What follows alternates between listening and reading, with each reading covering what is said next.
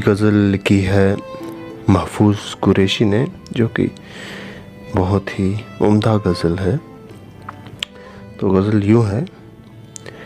उम्र भर हम हसरतों के शहर में रहे, उम्र भर हम हसरतों के शहर में रहे, ज़िंदगी से थक गए मगर सफ़र में रहे। शायद वो ज़ुबां पर मेरा नाम न लाए, शायद वो ज़ुबां पर मेरा नाम न लाए, मुमकिन है कि चेहरा उसकी नज़र में रहे, मुमकिन है कि चेहरा उसकी नज़र में रहे।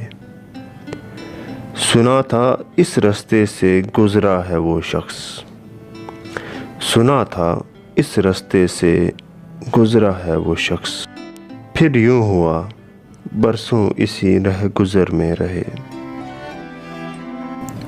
अब तो वो भी जा चुका है छोड़कर, अब तो वो भी जा चुका है छोड़कर, जिसकी खातिर हम जुल्म जबर में रहे।